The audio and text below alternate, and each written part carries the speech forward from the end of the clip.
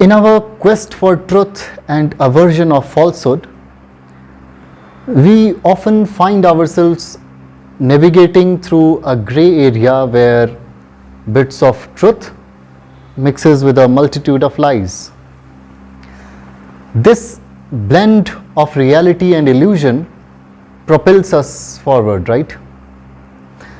Today, many people grow weary of their daily routines and yearn for a change, seeking something new beyond their current lives. For instance, a young person living in a village or the mountains might dream of moving to the city, captivated by the allure of tall buildings, shopping malls, hotels, restaurants, and the bustling city lifestyle.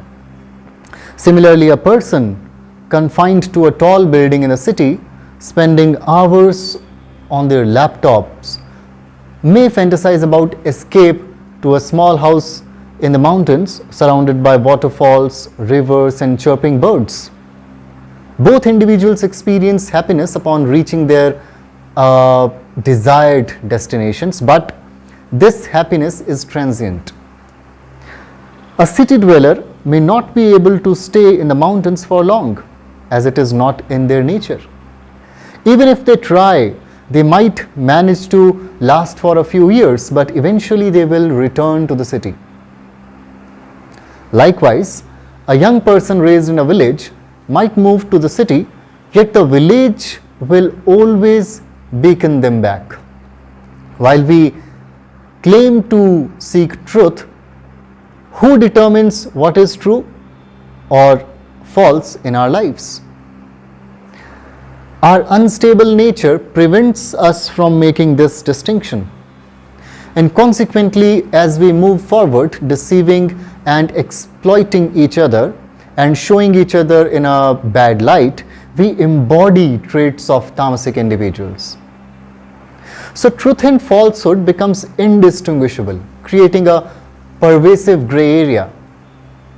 People engrossed in the material world often start to believe in the existence of a spiritual and religious realm beyond materialism. Living in a materialistic world, they begin to seek spirituality, reading about it, listening to spiritual gurus, and doing whatever they can to learn about this otherworldly dimension.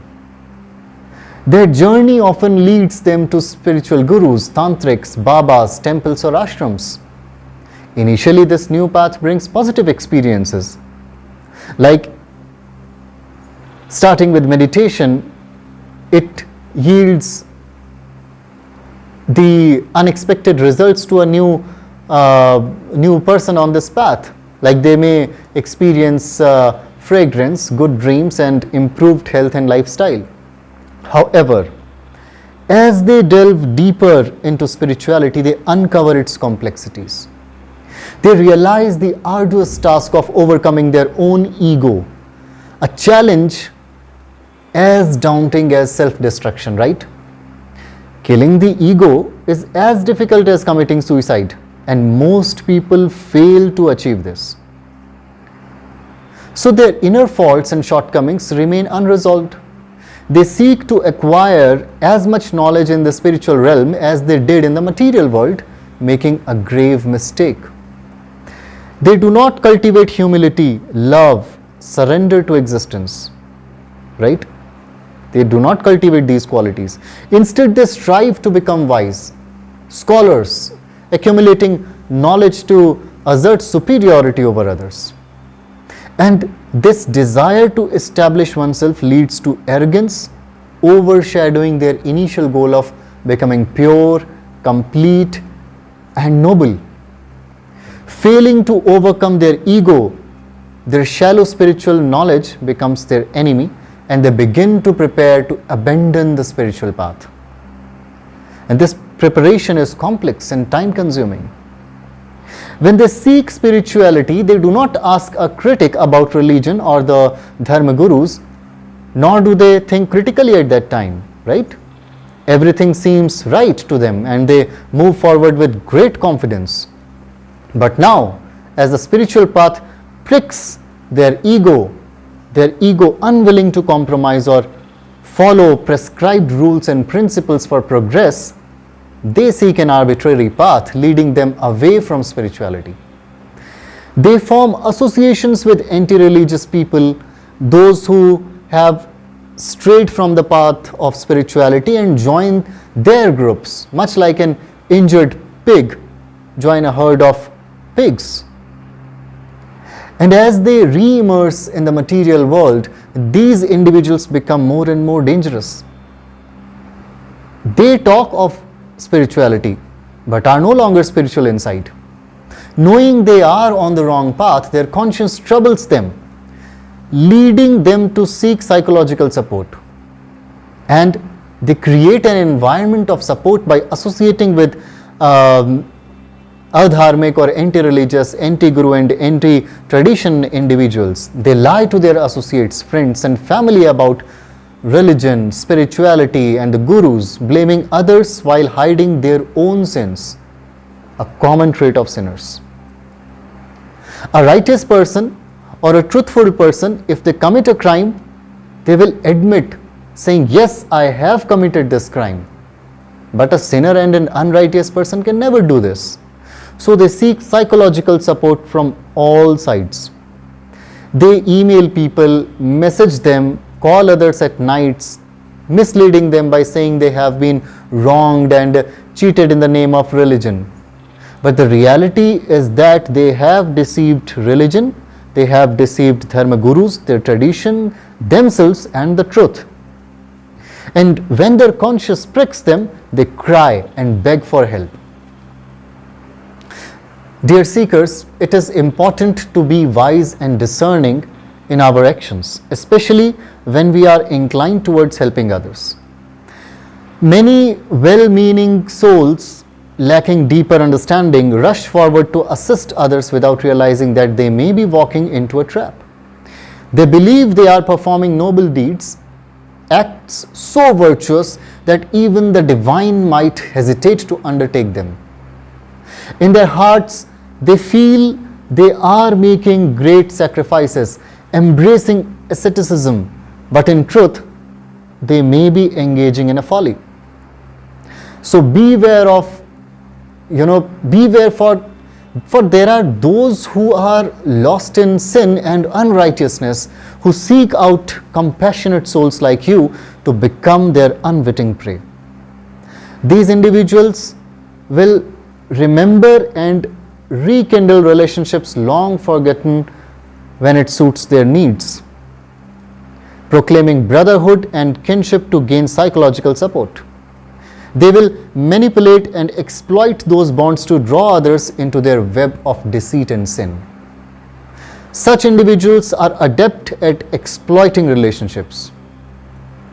They might tie a rakhi to make someone a brother, only to later manipulate that bond for selfish gains.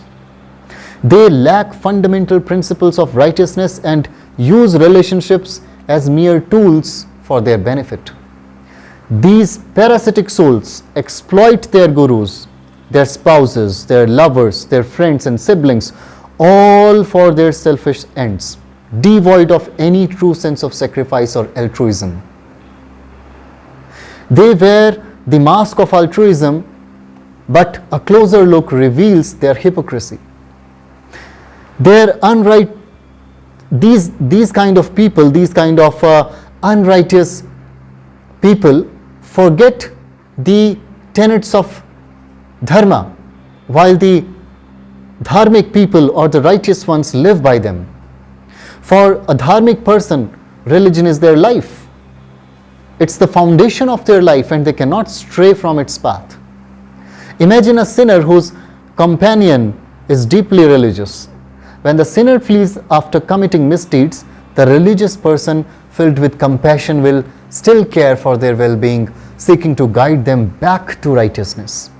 However, the sinner, fearing exposure, will run further, dreading the presence of the dharmic person who seeks only to help them. When the religious person finally finds the sinner's fear manifests as hostility. They forget all the good done for them, viewing the helper as the enemy, conspiring against them. The person who is dharmic, the religious person who stood by the sinner through their darkest times, is now met with accusations and ingratitude.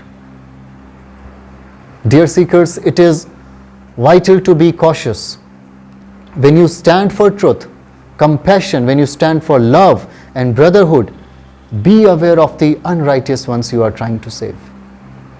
They might turn to you saying, "Shame on you," despite your noble intentions. Therefore, recognize the unrighteous and protect yourself from falling into their sinful vortex. Stay vigilant and uphold your spiritual integrity. Do not allow the unrighteous to exploit your goodness. And when faced with their ingratitude and accusations, stand firm and boldly proclaim, "Shame on you," to those who would denounce a righteous person. Let us preserve our spiritual purity and not let our lives be consumed by the flames of sin.